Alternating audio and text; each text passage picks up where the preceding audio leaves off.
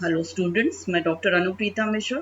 आप Anupreeta Mishra electrical engineering के channel पर इलेक्ट्रिकल मशीन्स में 3 फेज इंडक्शन मोटर पढ़ रहे हैं।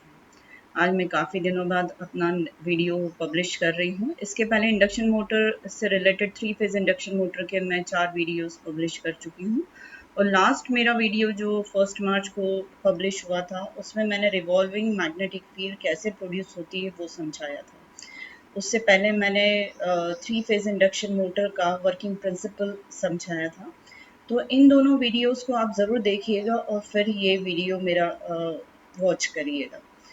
आज के वीडियो में मैं आपको समझाने वाली हूँ कि एक्चुअल 3 फेज इंडक्शन मोटर का जो फिजिकल स्ट्रक्चर होता है, स्टेटर और रोटर, उसके 2 कंपोनेंट्स होते हैं।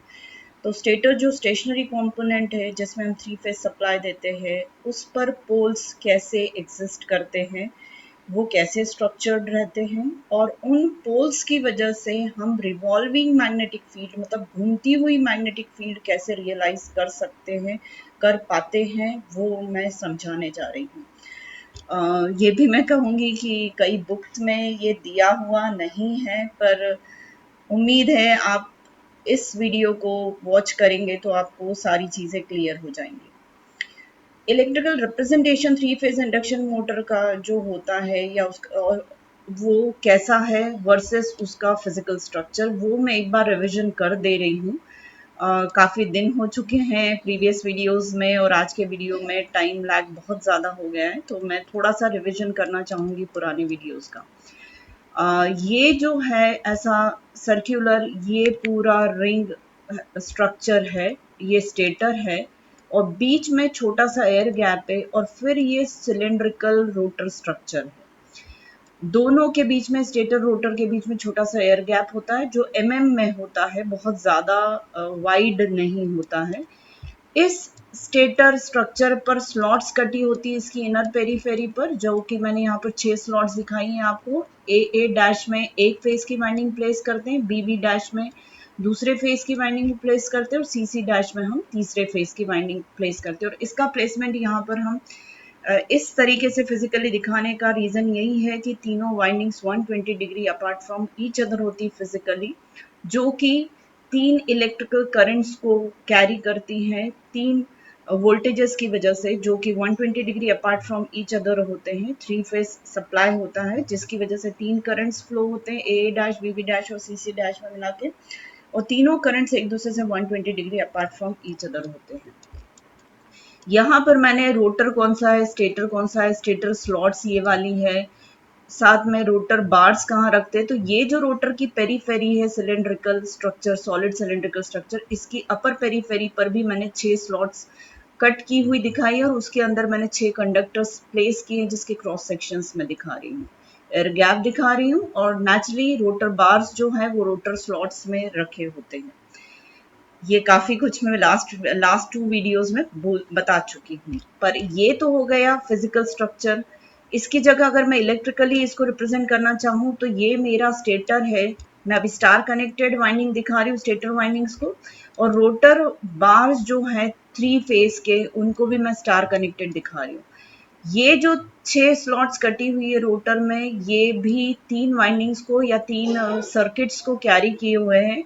एक सर्किट ये वाला है डायमेट्रिकली अपोजिट, दूसरा सर्किट ये वाला है डायमेट्रिकली अपोजिट, और तीसरा सर्किट ये वाला है। तो कैपिटल ए सर्किट ये वाला हो गया, कैपिटल बी सर्किट ये वाला हो गया, और कैपिटल सी सर्किट ये हो गया। और ये रोटर के तीनों फेजेस जो है वो रोटर बार्स से बने हुए, मतलब बार्स मतलब उसका क्रॉस सेक्शन कंडक्टर का ज्यादा थिक होता है। और अल्टीमेटली ये जो तीनों सर्किट्स है, ये तीनों शॉर्ट सर्किटेड होते हैं। और ये रोटर जो है वो शाफ्ट से कनेक्टेड होता है, वो शाफ्ट मैं ये दिखा रही हूँ, और यहाँ पर शाफ्ट इस पिन से कनेक्टेड रहेगा जो कि मैंने शो नहीं किया हुआ है। ये जो शाफ्ट रहेगा इस पर मैकेनिकल लोड लगा रहेगा, पर जो मैं प्रिंसिपल ऑफ ऑपरेशन समझा चुकी हूँ 3 फेज इंडक्शन मोटर का, उसमें मैंने पूरा एक्सप्लेन किया था कि इंडक्शन मोटर का रोटर कैसे घूमना शुरू करता है। पर आगे मेरे एक्सप्लेनेशंस और भी ज़्यादा स्पेसिफिक रहेंगे कि इंडक्शन मोटर में रोटर कैसे घूमना शुरू करता है, रोटर की स्पीड क्या होती है, सारी बातें मैं करूँगी। अभी फिलहाल बेसिक के अकॉर्डिंग ये है कि यहाँ पर हम मैकेनिकल लोड लगाते हैं और रोटर घूमना शुरू करता है तो वो लोड घूमना शुरू कर देता है। तो ये जो रोटेशन दिखा रही हूँ ये शाफ्ट के घूमने का बता रही हूँ, और एरो बाहर की तरफ है, मतलब हम मैकेनिकल आउटपुट ले रहे हैं चूंकि ये मोटर है इसलिए। स्टेटर में यहाँ पर मैंने 3 सप्लाई वायर्स दिखाए, 3 लाइंस बताई है जिसके बीच में लाइन टू लाइन 3 वोल्टेजेस रहते हैं, जिसकी वजह से 3 करंट्स फेज करंट्स फ्लो होंगे यहाँ पर, जो कि 120 degree apart from each other होंगे। इस तरीके से ये फिजिकल स्ट्रक्चर हो गया, ये इलेक्ट्रिकल रिप्रेजेंटेशन हो गया उसका। पर एक्चुअली अगर हम जानना चाहे कि स्टेटर कैसा दिखता है तो वो ऐसा दिखता है, जिसमें ये सारी स्लॉट्स कटी हुई है और इन्हीं स्लॉट्स में वाइंडिंग प्लेस्ड है। इसी तरीके से यहाँ पे रोटर बार्स है, ये रोटर स्ट्रक्चर है, और रोटर स्ट्रक्चर साथ में ये वाला शाफ्ट है। तो ये जो रोटर सिलेंडर है वो यहाँ पर इसके अंदर प्लेस्ड रहता है। दोनों के बीच में, मतलब स्टेटर की इनर पेरीफेरी और रोटर की आउटर पेरीफेरी के बीच में कुछ का गैप होता है जो कि एयर गैप कहलाता है। आप सोच रहे होंगे कि यहाँ पर मैंने 6 स्लॉट्स दिखाई हैं रोटर पर, स्टेटर पर, और यहाँ पर तो इतनी सारी स्लॉट्स दिख रही हैं, ये भी स्लॉट्स है रोटर पर। तो एक्चुअली ये सिर्फ बेसिक स्ट्रक्चर समझा रही हूँ मैं, अदरवाइज नंबर ऑफ स्लॉट्स 24, 36 काफ़ी सारी होती हैं स्टेटर पर, और रोटर पर भी उसकी प्रोपोर्शनल रहती हैं। तो और यहाँ पर ये जो वाइंडिंग बनी हुई है ये थिन वायर से बनी है, पतले वायर है, और ये थिक वायर से, जिसको हम बार्स कह रहे हैं। अब रिवॉल्विंग मैग्नेटिक फील्ड कैसे प्रोड्यूस हो रही है तो उसका मेरे विजन मैं कर देती हूँ। वो ऐसे कि स्टेटर पर जो है 3 फेज स्टेटर कॉइल्स जो है उसमें से 120 डिग्री अपार्ट का करंट्स फ्लो हो रहे हैं 3, और वो तीनों करंट्स का एक्सप्रेशन हम इस तरीके से दिखा सकते हैं कि ए डैश में I am sine omega T बह रहा है, बी बी डैश में I am sine omega T minus 120 degree, और सी सी डैश में I am sine omega T minus 240 degree, ऐसे 3 करंट्स बह रहे हैं। और इन तीनों करंट्स के अगर वेवफॉर्म्स ड्रॉ करें तो ये मैंने लास्ट वीडियो में भी बताया था बेटा, आप लोग उसमें से भी देख सकते हैं। ये जस्ट मैं रिविजन कर रही हूँ कि मुझे रिवॉल्विंग मैग्नेटिक फील्ड कैसे फिजिकली एग्जिस्ट करती है वो समझाने में आसानी हो। अब ये 3 करंट्स जब स्टेटर वाइंडिंग से फ्लो होते हैं जो कि 120 degree apart from each other है, इन तीनों करंट्स की वजह से 3 फ्लक्सेस प्रोड्यूस होते हैं, और इन तीनों फ्लक्सेस को भी मैं 3 साइनोसाइडल वेवफॉर्म से एक्सप्रेस कर सकती हूँ, और उनके एक्सप्रेशंस ऐसे लिख सकती हूँ। phi1 is equal to phi m sin omega t, phi2 second flux phi m sin omega t minus 120 degree, और phi3 जो होगा वो phi m sin omega t plus 120 degree या ओमेगा t minus 240 डिग्री, ऐसा भी हो सकता है। और वो जो अभी लास्ट स्लाइड में मैंने जो आपको स्ट्रक्चर बताया था स्लॉट्स का, तो ए ए डैश, बी बी डैश, सी सी डैश, वो ऐसे होंगे, और जो वाइंडिंग होगी जिसमें से करंट आई ए डैश बह रहा होगा वो करंट ऐसे फ्लो हो रहा होगा, यहाँ से आपको समझ में आ रहा होगा ये करंट ऐसे फ्लो हो रहा होगा। फिर ये एक्चुअली स्टार पॉइंट है तीनों का। सेकेंड वाइंडिंग जो है वो ये वाली है, यहाँ से समझ लीजिए सेकेंड, यहाँ से बी, ये सेकेंड वाइंडिंग है ऐसा, और फिर इसका स्टार से ये वाला कनेक्शन हो गया। थर्ड करंट जो होगा वो इस रेड वायर से फ्लो हो रहा होगा, ये दोनों कवर हुए और आकर ये वापस स्टार से कनेक्ट हो गया। तो इस तरीके से ये 3 वाइंडिंग्स कनेक्टेड होती है। पर बेटा ये जस्ट रिप्रेजेंटेशन है, फिजिकल स्ट्रक्चर पे वाइंडिंग लपेटी जाती है और कैसे करंट बहता है उसका ये फिजिकल रिप्रेजेंटेशन है। एक्चुअली ऐसा नहीं होता है, वो मैं आगे बताने वाली हूँ आपको। दिस इज जस्ट रिप्रेजेंटेशन कि करंट वाइंडिंग रैप्ड है इनके ऊपर, ए बी सी डी जो 6 आपको पोल्स टाइप के दिख रहे हैं, और वो पोल्स मतलब ए बी सी डी ये सब पोल्स बन जाते हैं इस वाइंडिंग से बहने वाले करंट्स की वजह से। आप डीसी मशीन्स के मेरे वीडियोस देखिएगा, मैंने हमेशा आप लोगों को बताया है कि एक मैग्नेटिक मटेरियल पर जब कोई वाइंडिंग रैप होती है तो उसकी वजह से वो मैग्नेटिक मटेरियल, और उस वाइंडिंग से जब करंट बहता है तो वो मैग्नेटिक मटेरियल मैग्नेट में बदल जाता है नॉर्थ और साउथ पोल में। आप मेरे हिस्टेरिसिस वाले वीडियो को भी देखिएगा जिसमें मैंने हिस्टेरिसिस फिनोमेना समझाया है, तो उसमें भी आपको समझ में आएगा कि नॉर्थ एंड साउथ पोल कैसे डेवलप होता है। तो चलिए वापस आते हैं। अब क्या होता है, ये तीनों फ्लक्सेस जो 120 degree apart from each other है, इन तीनों फ्लक्सेस की वजह से एक रिजल्टेंट फ्लक्स डेवलप होता है जिसका मैग्नीट्यूड 1.5 एम होता है, जो कि लास्ट वीडियो में बता चुकी हूँ। और ये जो एक सिंगल फ्लक्स डेवलप हो रहा है कांस्टेंट मैग्नीट्यूड का 1.5 एम का, ये रिवॉल्व होता है कंटिन्यूसली। इसलिए इन तीनों फ्लक्सेस का जो एक फ्लक्स बन रहा है कांस्टेंट मैग्नीट्यूड का और रिवॉल्व हो रहा है, इस वजह से यहाँ पर magnetic field revolving magnetic field कहलाती है थ्री फेज इंडक्शन मोटर में। और ये रिवॉल्विंग मैग्नेटिक फील्ड की जो स्पीड होती है वो सिंक्रोनस स्पीड कहलाती है। और ये स्पीड जो होती है वो करंट वेरिएशन की या फ्लक्स वेरिएशन की जो फ्रीक्वेंसी होती है उसके इक्वल होती है। मतलब जितनी देर में एक साइकिल कंप्लीट होगा, 0 to 360 डिग्री में एक साइकिल कंप्लीट होगा तीनों करंट्स का या तीनों फ्लक्सेस का, उतनी देर में रिवॉल्विंग मैग्नेटिक फील्ड एक पूरा राउंड ले लेती है, 1 रिवॉल्यूशन कंप्लीट कर लेती है। अब यहाँ पर मैं आपको समझाना चाहूंगी कि यहाँ पर मैंने ये स्टेटर दिखाया हुआ है और स्टेटर में ये मैंने डायमेट्रिकल अपोजिट ए डैश, बी डैश और सी डैश ऐसे 3 फेज के 3 सर्किट्स दिखा रही हूँ जो कि स्टार कनेक्टेड है। अभी प्रीवियस स्लाइड में मैंने बताया था। अब ये ए डैश की वजह से जो फ्लक्स डेवलप हो रहा है, ए डैश की वजह से जो फ्लक्स डेवलप हो रहा है, वो फ्लक्स ऐसा रेफरेंस डायरेक्शन उसकी दिखा रहे हैं। पर ऐसी ही 5 फ्लक्स की रेफरेंस डायरेक्शन क्यों दिखा रहा है आई ए करंट की वजह से, तो मैं आपको इसका लॉजिक समझाना चाहूंगी कि अगर मैं अपने राइट हैंड को लूं और मेरी फिंगर्स जो है वो ए डैश से अंदर जा रही हो इस प्लेन के और प्लेन के पीछे से निकलकर ए से बाहर आ रही हो, तो इस तरीके से अगर मैं अपनी फिंगर्स को रखूंगी तो मेरा थंब राइट साइड में रहेगा, मतलब अलोंग द 5-1 रहेगा, मतलब 5-1 के अलाइंड रहेगा। मतलब राइट हैंड थंब रूल से मैं फिंगर्स को करंट की डायरेक्शन में रखूं, मतलब जिस डायरेक्शन में करंट बह रहा है उस हिसाब से मैं अपने फिंगर्स के रैपिंग को रखूं, तो थंब मुझे डायरेक्ट करेगा फ्लक्स की डायरेक्शन। तो इस तरीके से आई ए डैश करंट की वजह से 5-1 फ्लक्स इसी डायरेक्शन का डेवलप होगा। पर हाँ, ये एसी करंट है बेटा, तो कंटिन्यूसली करंट की डायरेक्शन बदलेगी। जहां अभी क्रॉस है वहां डॉट हो जाएगा और जहां डॉट है वहां क्रॉस हो जाएगा थोड़ी देर बाद सेकेंड हाफ साइकिल में, तो फ्लक्स की डायरेक्शन अपोजिट हो जाएगी। पर अभी फिलहाल इस फिगर में जो हम टाइम इंस्टेंट दिखा रहे हैं उस हिसाब से 5-1 की जो रेफरेंस डायरेक्शन है वो हम ऐसी ले रहे हैं। इसी तरीके से अगर मैं बी डैश को देखूं तो बी से मैं फिंगर्स को बाहर लूं इस स्लाइड के प्लेन से और बी डैश से अंदर लूं, तो थंब मेरा डायरेक्ट करेगा 5-2 की डायरेक्शन में। और सिमिलरली सी डैश में बहने वाले करंट को फॉलो करूं तो मेरा थंब डायरेक्ट करेगा 5-3। तो लास्ट वीडियो में मैंने ये रीजनिंग नहीं दी थी कि करंट किस तरीके से अगर स्टेटर में बह रहा है तो फ्लक्स की डायरेक्शन हम ऐसे ही क्यों ले रहे हैं। वहां पर मैंने इन फ्लक्सेस की वजह से रिवॉल्विंग मैग्नेटिक फील्ड कैसे डेवलप होती वो बताया था। पर यहाँ पर मैंने एक लॉजिक और आपको बता दिया कि 5-1 की डायरेक्शन, 5-2 की डायरेक्शन और 5-3 की डायरेक्शन ऐसी ही क्यों ली जब डॉट और क्रॉस हमारे स्टेटर के कंडक्टर्स में वाइंडिंग में फिक्स कर दी हमने, मतलब करंट की डायरेक्शन हमने शो कर दी, तो उसके हिसाब से ये वाले फ्लक्सेस की डायरेक्शन आएगी।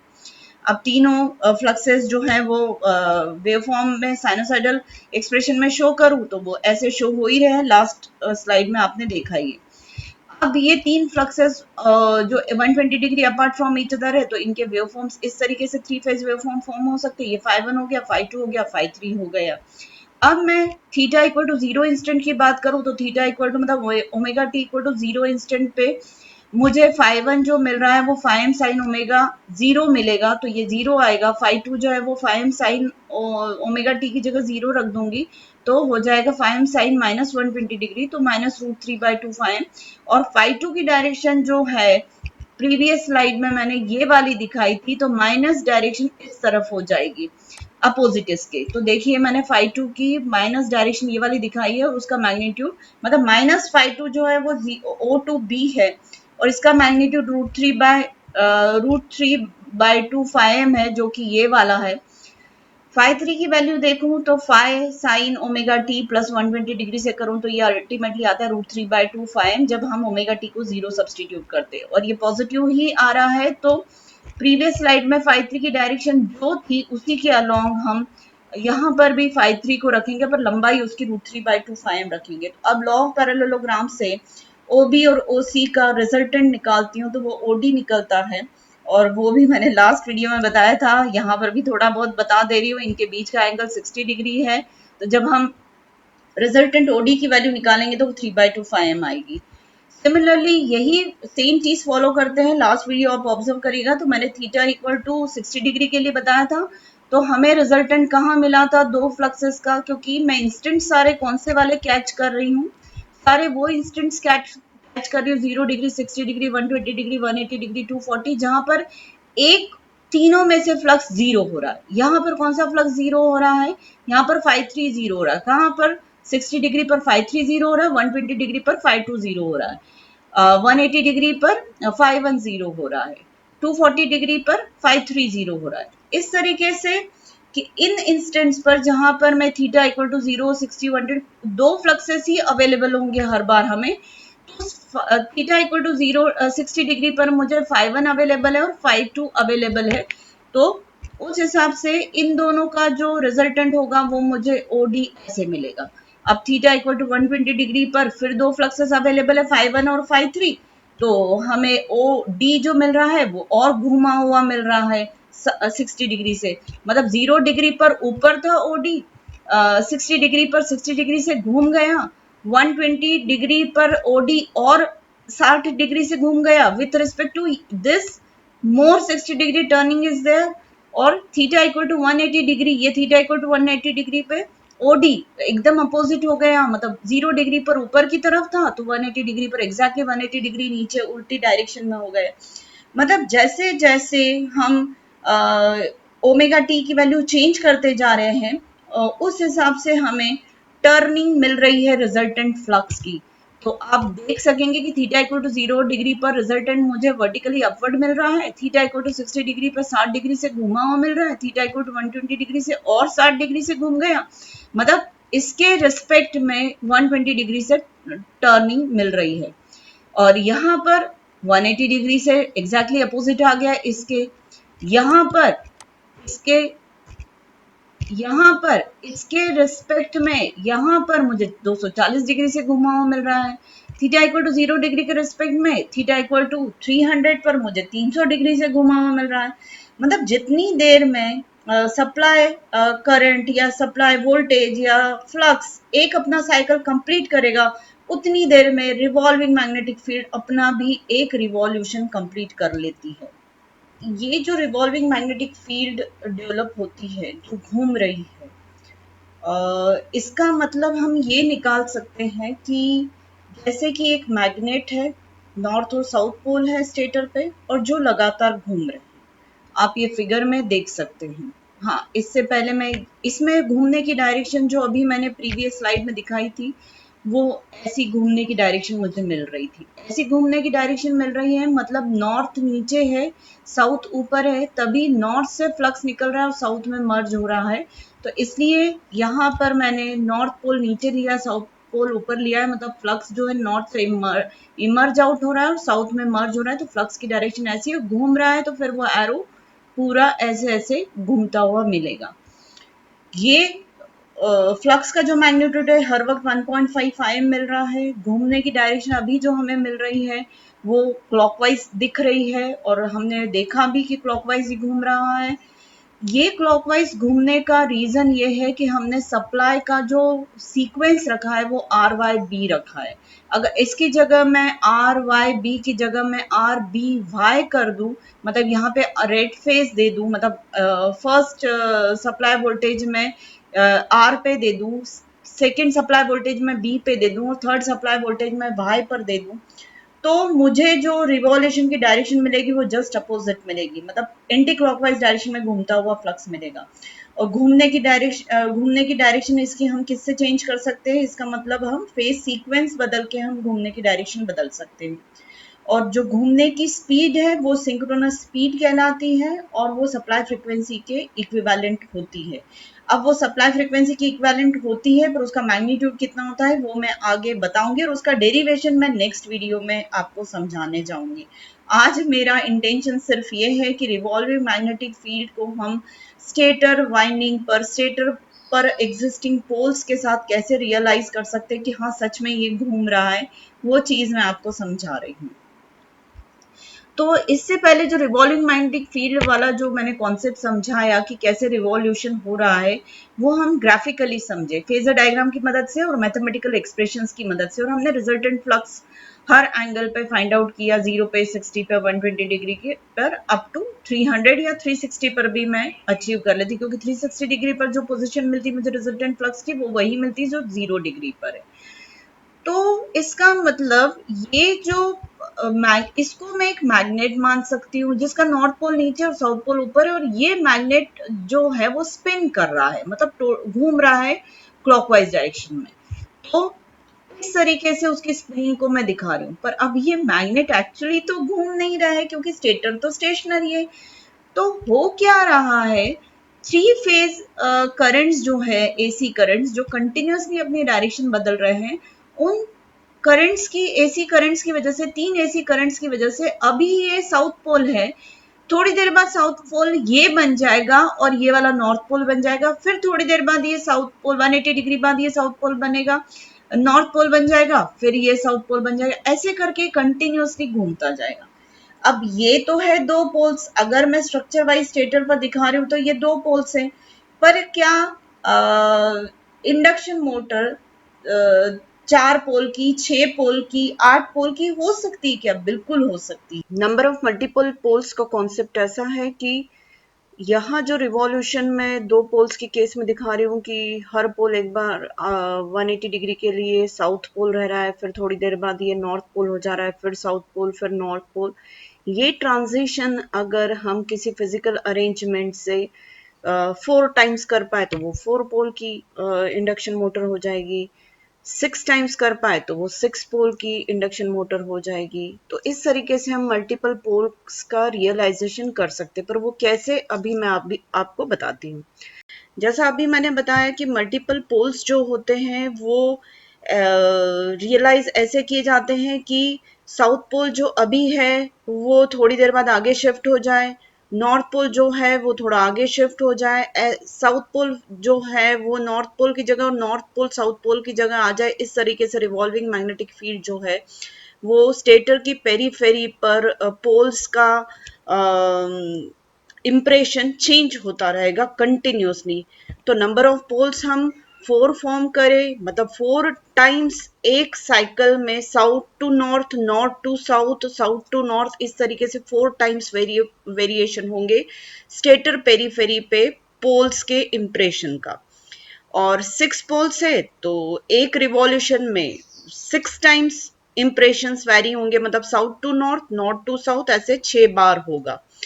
तो इसे हम रिवॉल्विंग मैग्नेटिक फील्ड बोलते हैं। और रिवॉल्विंग मैग्नेटिक फील्ड इस तरीके से स्टेटर स्ट्रक्चर पर रियलाइज होती कि हाँ घूम रही है मैग्नेटिक फील्ड। अब आप कहेंगे कि ये मैग्नेट्स कैसे बन जाते हैं south pole, north pole, stator की पेरीफेरी पर। हाँ, मैं एक चीज और आपको बता दूं कि एक अगर स्टेटर और रोटर का स्ट्रक्चर बन गया है तो उसी सेम इंडक्शन मोटर को मैं 2 पोल की भी बना सकती हूँ, 4 पोल की भी बना सकती हूँ, 6 पोल की बना सकती हूँ, depending on the pattern of wrapping, या किस तरीके से कंडक्टर्स को हमने स्लॉट्स में प्लेस किया है स्टेटर स्लॉट्स पर, वो करंट किस तरीके से हम उसमें बहने दे रहे हैं 3 फेज करंट्स को, उस हिसाब से 2 पोल की मशीन भी बन जाएगी, 4 पोल की भी बन जाएगी इंडक्शन मोटर, और 6 पोल की भी बन जाएगी। तो चलिए मैं बता दूं कि रियलाइजेशन ऑफ पोल्स जो होता है वो स्लॉट के मैग्नेटिक मटेरियल पर होता है। वो स्लॉट का जो मैग्नेटिक मटेरियल वो पोल्स बनते हैं, मतलब जो टीथ होता है, यानी ग्रुप ऑफ टीथ और स्लॉट, ये इतना जितने मैग्नेटिक मटेरियल से बने हुए हैं तो उस वजह से वहां पर पोल रियलाइज होता है। अब आप यहाँ पर इस फिगर में देखें कि ये पूरी स्टेटर पेरीफेरी है, यहाँ पर मैंने मेंशन कर दिया है कि ये स्टेटर की इनर पेरीफेरी है, यहाँ पर स्लॉट्स कटी हुई है, ये सारी स्लॉट्स। आगे मैंने एग्जांपल 36 स्लॉट्स का दिया है, तो माना कि स्टेटर पेरीफेरी पर हमारे पास 36 स्लॉट्स कटी हुई, उसमें से अभी मैं 9 स्लॉट्स दिखा रही हूँ, हर स्लॉट में कंडक्टर प्लेस्ड है। हाँ, हर स्लॉट पर कंडक्टर में प्लेस्ड है, पर मैं इन 3 स्लॉट्स को अभी फिलहाल समझाने के लिए यहाँ पर कोई कंडक्टर नहीं दिखा रही हूँ। कंडक्टर्स मैं दिखा रही हूँ इन 3 स्लॉट्स में और इन 3 स्लॉट्स में। यहाँ पर कंडक्टर की डायरेक्शन जो है करंट कैरी करने की वो अंदर की तरफ है, मतलब प्लेन ऑफ दिस पेपर अंदर की तरफ करंट बह रहा है और यहाँ पर करंट जो है वो बाहर की तरफ बह रहा है। तो चलिए करंट का सर्कुलेशन इन 3 स्लॉट्स के अक्रॉस, मतलब ये जो मैग्नेटिक मटेरियल है, ये वाला जो मैग्नेटिक मटेरियल है कहना चाहिए, क्योंकि यहाँ पर स्टेटर के आउटर पेरीफेरी है तो मैग्नेटिक मटेरियल यहाँ रिसाइड कर रहा है। ये सारा मैग्नेटिक मटेरियल यहाँ पर हॉलो है। ये जो स्लॉट्स है यहाँ कोई मैग्नेटिक मटेरियल नहीं है, ये हॉलो है। पर ये जो मैग्नेटिक मटेरियल है ये नॉर्थ पोल बन जाता है due to circulation of the current across this magnetic material in such a way that it becomes north pole. वो ऐसे कि इस मैग्नेटिक मटेरियल से एयर गैप यहाँ एग्जिस्ट कर रहा है, तो इस एयर गैप में मैग्नेटिक मटेरियल से अगर फ्लक्स निकल कर आ रहा है तो material magnetic material to air में अगर फ्लक्स ट्रैवल करता है तो वो मैग्नेटिक मटेरियल जो होता है वो नॉर्थ पोल बन जाता है। अब ये कैसे नॉर्थ पोल बन रहा है मैं आगे एक और फिगर की मदद से आपको समझाऊंगी। तो मतलब ये मेरा कहने का तात्पर्य ये है कि स्लॉट जो होती हैं और टीथ मटेरियल जो होता है वो मैग्नेट बनता है। और ये जो करंट भेजे जा रहे हैं ये 3 फेज करंट्स में से आर वाई बी के कोई भी हो सकते, तो वो पैटर्न हम डिजाइनिंग के दौरान फिक्स कर लेते हैं कि कितनी स्लॉट्स में को हमें एक पोल बनने देना है। यहाँ पे मैं 3 स्लॉट्स को एक पोल बनने दे रही हूँ, मतलब ये पोल पिच हो गई बेटा, ये हो गई पोल पिच। तो एक पोल के अंदर 3 स्लॉट्स आ रही है, मतलब यहाँ पे मेरी पोल पिच में नंबर ऑफ स्लॉट्स कितनी 3 है। तो ये हमारा डिजाइनिंग का डिसीजन होता है कि एक पोल को हम कितनी स्लॉट से बनाए, 6 स्लॉट से बनाए, 8 से बनाए, 2 से बनाए, 4 से बनाए। और यही वैरी करता है कि सेम स्ट्रक्चर स्टेटर और रोटर का, इंडक्शन मोटर का, 2 पोल की इंडक्शन मोटर भी फॉर्म हो सकती है उसी सेम स्ट्रक्चर से, 4 पोल की भी हो सकती है और 6 पोल की भी हो सकती है। सेम रोटर और स्टेटर का स्ट्रक्चर 2 पोल का भी हो सकता है, 4 पोल का भी हो सकता है, 6 पोल का भी हो सकता है, डिपेंडिंग ऑन द एप्लीकेशन। हम फिर वाइंडिंग रैप करते हैं, मतलब स्लॉट्स में कंडक्टर्स को या वाइंडिंग को प्लेस करते हैं और पोल्स क्रिएट करते हैं। अब मैं यहीं से आसानी से समझा सकती हूँ कि कैसे ये नॉर्थ पोल थोड़ी देर बाद साउथ पोल बन जाएगा और ये दोनों जो साउथ पोल जो इधर बनेंगे वो थोड़ी देर बाद नॉर्थ पोल बन जाएंगे।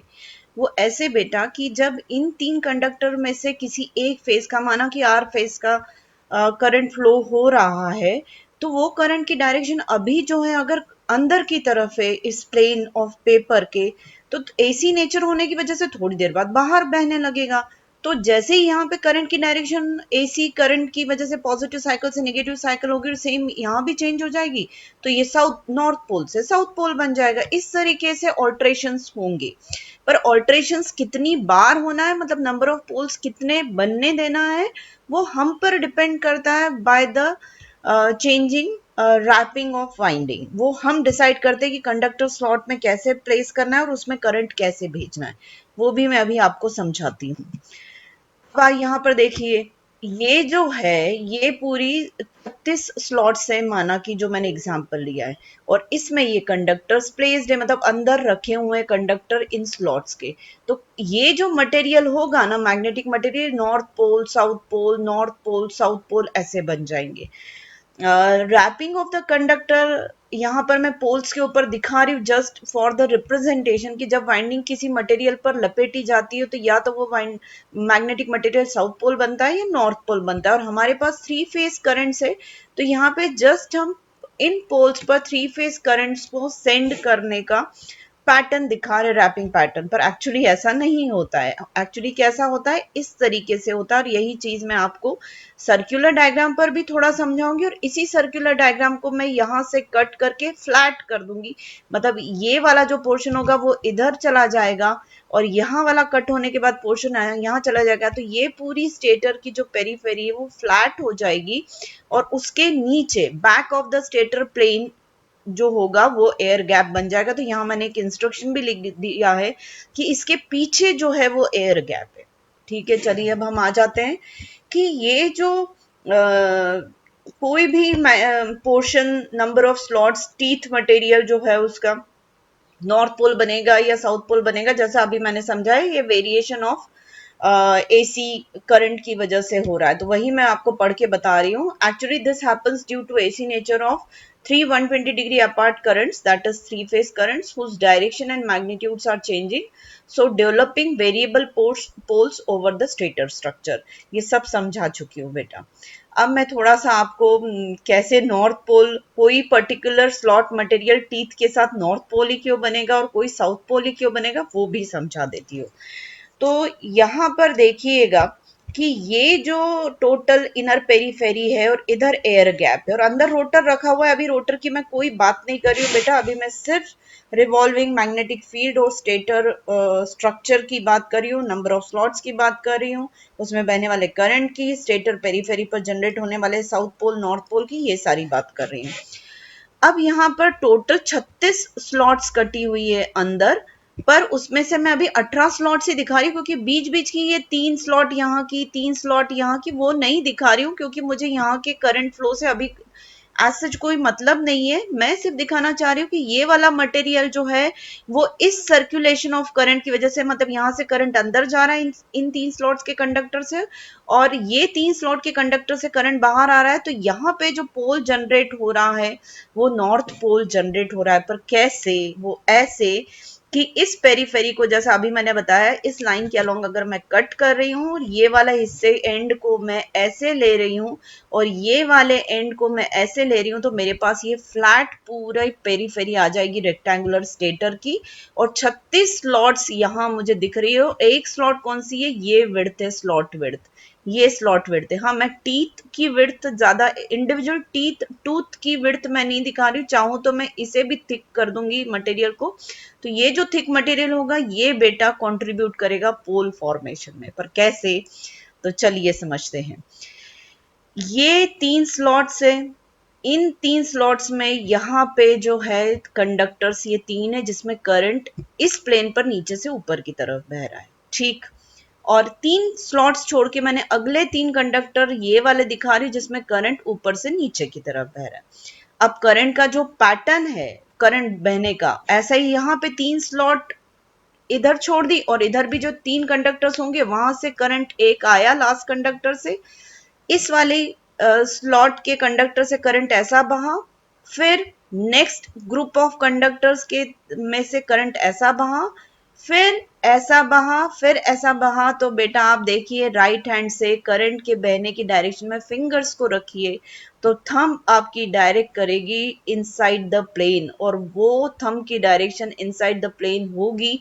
मतलब ये मैग्नेटिक मटेरियल है, ये मटेरियल थिक है, ये लाइन इतनी पतली नहीं है, थिक मैग्नेटिक मटेरियल है, ये थिक मैग्नेटिक मटेरियल है, ये थिक मैग्नेटिक मटेरियल, ये पूरा मैग्नेटिक मटेरियल में फ्लक्स की direction invert to the plane होगी इस प्लेन के, मतलब एयर गैप में फ्लक्स जाएगा मैग्नेटिक मटेरियल से। मतलब ये जो बनने वाला है ये पूरा मैग्नेटिक मटेरियल, इन 3 स्लॉट्स के ग्रुप का मैग्नेटिक मटेरियल, मतलब तीनों टिथ जो है वो नॉर्थ पोल बनाने में कंट्रीब्यूट करेंगे।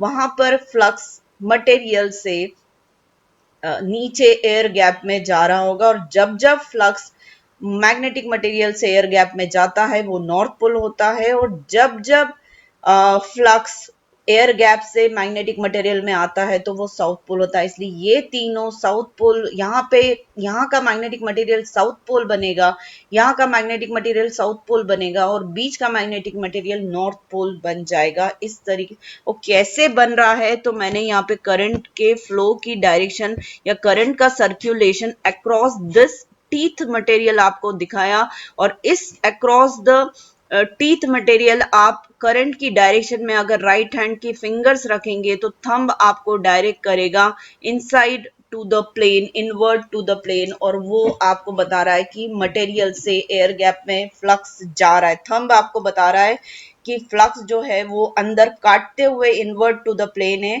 और जो मैं एक्चुअली रियल मतलब स्ट्रक्चर वाइज बता रही हूँ तो ये स्टेटर स्ट्रक्चर है और इसके पीछे एयर गैप है। तो एयर गैप में मटेरियल फ्लक्स जा रहा है, मतलब फ्लक्स की डायरेक्शन मटेरियल टू एयर है, मतलब ये नॉर्थ पोल बन रहा है। इस तरीके से हम नॉर्थ पोल और साउथ पोल के फॉर्मेशन को टीथ मटेरियल और स्लॉट पर समझ सकते हैं। और चूंकि ये एसी करंट बह रहा है, तो अभी अगर करंट का सर्कुलेशन ऐसे हो रहा है, तो थोड़ी देर बाद करंट का सर्कुलेशन नेक्स्ट हाफ साइकिल में ऐसा होगा, तब ये साउथ पोल बन जाएगा, ये नॉर्थ पोल बन जाएगा, ये भी नॉर्थ पोल बन जाएगा, तो ऑल्ट्रेशन हो जाएगा। पर हाँ, कितनी स्लॉट्स को हमें एक पोल में बदलना है, तो उस हिसाब से पूरी पेरीफेरी पे उतने नंबर ऑफ पोल्स बन जाते हैं, और वो पोल्स फिर ऑल्टर होते रहते हैं due to the AC nature of the current which is flowing through the conductors set into those slots. तो इस तरीके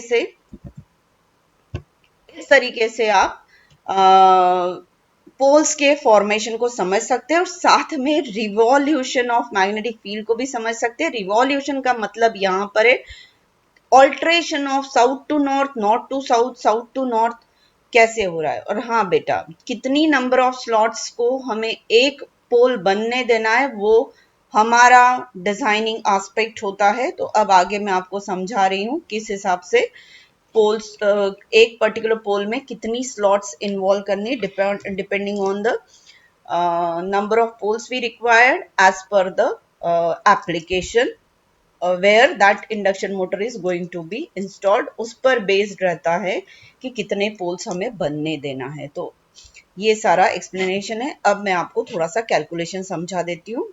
एक पोल पिच में कितनी स्लॉट्स हम रखते हैं, कितने नंबर ऑफ पोल्स की इंडक्शन मोटर बनाने के लिए। तो चलिए, अब रैपिंग वाइंडिंग की जो होगी वो टिपिकल मैनर में अगर हम करें, तो सेम एक ही इंडक्शन मोटर को मैं 2 पोल की मोटर में भी कन्वर्ट कर सकती हूँ, 4 पोल की भी, 6 की भी, 8 की भी, कितने भी पोल्स की मोटर में मैं एक इंडक्शन मोटर के स्ट्रक्चर को, स्टेटर और रोटर को बना सकती हूँ। 2 पोल की बनाई तो वो हाईएस्ट स्पीड की मोटर होगी। आगे मैं आपको वो स्पीड और पोल्स का कनेक्शन जो है, रिलेशन, वो भी बताऊंगी। 4 पोल की बनाई तो थोड़ी कम स्पीड की होगी, 6 पोल्स की होगी तो और ज्यादा कम स्पीड की हो जाएगी। पर सेम इंडक्शन मोटर के स्ट्रक्चर को मैं 2 पोल में कन्वर्ट कर सकती हूँ, 4 पोल में कर सकती हूँ, 6 पोल में करवा सकती हूँ। डिपेंड्स कि मैंने वाइंडिंग रैप कैसे की है और मैंने पोल पिच कितना रखा है। पोल पिच मतलब कि एक पोल कितनी स्लॉट से बन रहा है, 2 स्लॉट्स का एक पोल है, 3 स्लॉट्स का एक पोल है, वो सब। और 2 स्लॉट्स के बीच के जो मटेरियल है उसको हम टीथ मटेरियल बोलते हैं। स्लॉट में मटेरियल नहीं होता है, टीथ में मैग्नेटिक मटेरियल होता है। तो चलिए कैसे ये पॉसिबल है वो देखते हैं। तो हम 6 पोल की 3 फेज इंडक्शन मोटर बनाना चाहते हैं, 6 पोल की, और हमारे पास स्ट्रक्चर जो अवेलेबल है वो 24 स्लॉट्स का स्टेटर अवेलेबल है, और रोटर भी वैसा ही उसके करस्पॉन्डिंग है। तो 24 स्लॉट्स में हमें 6 पोल बनाने हैं, तो मतलब 24/6 करके 4 स्लॉट से हमें एक पोल फॉर्म करना पड़ेगा। तो इसमें 3 नॉर्थ पोल होंगे और 3 साउथ पोल होंगे। अब वाइंडिंग की जो रैपिंग होती है वो 2 पैटर्न्स में हो सकती है, एक सिंगल लेयर पैटर्न में, दूसरी डबल लेयर। मीनिंग क्या है सिंगल लेयर का? सिंगल लेयर का मीनिंग है कि पर स्लॉट एक कंडक्टर होता है, और डबल लेयर का मीनिंग है पर स्लॉट 2 कंडक्टर होते हैं। तो चलिए हम सबसे पहले सिंगल लेयर की बात कर लेते हैं। नंबर ऑफ स्लॉट्स तो 24 ही है। अब नंबर ऑफ स्लॉट्स 24 है तो 24 कंडक्टर्स ही हैं हमारे पास। और मैं पहले भी बता चुकी हूँ कि एक कॉइल जो बनती है वो 2 कंडक्टर से बनती है। मतलब 24 कंडक्टर्स रखें 24 स्लॉट्स में, तो इसका मतलब 12 कॉइल्स बनेंगी। क्योंकि और वो 12 कॉइल्स में अगर मैं देखूं तो पर फेज जो होगा, 12 कॉइल्स जो होंगी तो पर फेज 4 कॉइल्स होंगी, क्योंकि 3 फेज सिस्टम है। तो 4 कॉइल आर फेज की होगी, 4 कॉइल वाई फेज की होगी, 4 कॉइल बी फेज की होगी। और अगर कंडक्टर्स को भी देखो कि पर पोल में कितने कंडक्टर्स आएंगे, तो 24 स्लॉट्स है, 6 पोल्स है, तो पर पोल जो होंगे वो 4 कंडक्टर्स आएंगे, है ना। और 4 कॉइल्स पर फेज में आएंगी। कैलकुलेशन आपको ऐसे करना पड़ता है, समझने के लिए भी करना पड़ेगा। अब मैं कह रही हूँ डबल लेयर है, सिंगल लेयर होती तो जैसा बताया 24 स्लॉट 24 कंडक्टर्स मतलब 12 कॉइल्स, और पर पोल 4 कंडक्टर्स आएंगे। इसी तरीके से डबल लेयर होगी तो हर स्लॉट में 2 कंडक्टर रखे, मतलब 24 स्लॉट से तो 48 कंडक्टर्स होंगे। और 48 कंडक्टर से कॉइल्स कितनी बनेगी, तो डिवाइडेड बाय 2 कर लें, मतलब 24 कॉइल्स बनेंगी। और 24 कॉइल्स बनी तो पर फेज 24/3 कर, कितने फेजेस है, 3 फेजेस है, तो 24/3 करेंगे तो 8 कॉइल्स पर फेज होंगी, मतलब 8 कॉइल्स रेड फेज की, 8 कॉइल्स वाई फेज की, 8 कॉइल्स ब्लू फेज की, ऐसा होगा। और कंडक्टर्स पर पोल देखें तो 48 कंडक्टर और 6 पोल से तो 8 कंडक्टर्स पर पोल रहेंगे। और कॉइल्स पर फेज कितनी रहेंगी, 8 कॉइल्स होंगी। और दोनों ही डबल लेयर है, सिंगल लेयर है, दोनों ही डिजाइन की जो मैं अभी बात कर रही हूँ उसमें पोल्स कितने हैं, 6 पोल्स है, मतलब 3 नॉर्थ पोल है, 3 साउथ पोल है। यही सेम कैलकुलेशन में 4 पोल्स के लिए भी कर सकती थी, 2 पोल्स के लिए भी कर सकती थी। फर्क कहाँ पड़ रहा है, स्पीड का फर्क पड़ रहा है। और जो रिवॉल्विंग मैग्नेटिक फील्ड जिस स्पीड से घूमती है उसको हम सिंक्रोनस स्पीड बोलते हैं, और वो सिंक्रोनस स्पीड हमेशा 120 f/p होती है। 120 तो कांस्टेंट आता है, एफ जो है वो फ्रीक्वेंसी है जो कि हमारे इंडिया में 50 हर्ट्ज है, और पी नंबर ऑफ पोल्स होते हैं। और इसका डेरिवेशन मैं आपको नेक्स्ट वीडियो में समझाऊंगी कि 120 f/p कैसे आता है। ये डेरिवेशन पहले मैं समझा देती तो ये पोल्स का कॉन्सेप्ट क्या है आप वहां पे सोचते रह जाते कि पी कैसे बदल रहा है। तो वो पी कैसे बदलता है वही मैंने अभी आप लोगों को समझाया, घूमते कैसे, घूमते हुए कैसे प्रतीत हो रहे। रिवॉल्विंग मैग्नेटिक फील्ड को ये 6 पोल्स, 4 पोल्स, 2 पोल्स कैसे मैचअप कर रहे, उस पर्टिकुलर फिनोमेना को होने देने में कैसे मदद कर रहे हैं, ये सारी चीजें मैंने आपको समझाई। और पोल्स कैसे जनरेट करते हैं वो मैंने अभी आपको बताया, वाइंडिंग को जिस तरीके से स्लॉट्स में रैप करते हैं, वाउंड करते हैं, उस हिसाब से। अब वो अगर मैं रैपिंग पर जाऊं वाइंडिंग्स की तो वो बहुत लार्ज वीडियो बनेगा, मैं आगे कभी आपको डीसी मशीन्स की, एसी मशीन्स की वाइंडिंग को मैं समझा दूंगी।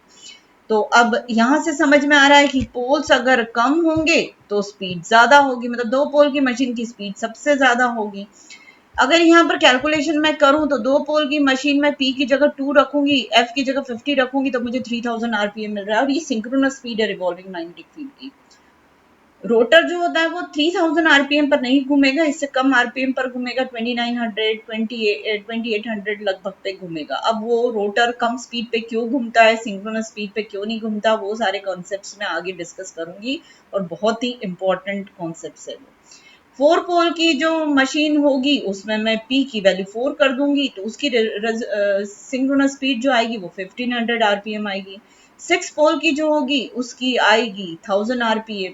तो 1500 आरपीएम की जो सिंक्रोनस स्पीड वाली इंडक्शन मोटर होगी उसका रोटर जो घूमेगा वो 1460 आरपीएम 1450 आरपीएम लगभग पे घूमेगा। और 6 पोल की जो मशीन होगी इंडक्शन मोटर, उसका सिंक्रोनस स्पीड 1000 है, तो रोटर की स्पीड 960 940 आरपीएम ऐसी रहेगी। अब ये वेरिएबल पोल्स वाली, जो variable poles in the sense कि 2 पोल्स की इंडक्शन मोटर कहाँ यूज होती, तो ये वाटर पंप्स में यूज होती जहाँ पे हमें स्पीड बहुत ज्यादा चाहिए रहती। 4 पोल वाली जो है वो लेथ मशीन्स में यूज होती है प्रोडक्शन में। और 6 पोल्स की या आप कॉलेजेस में भी देख चुके हैं, अपने अपने कॉलेज में वर्कशॉप में लेथ मशीन।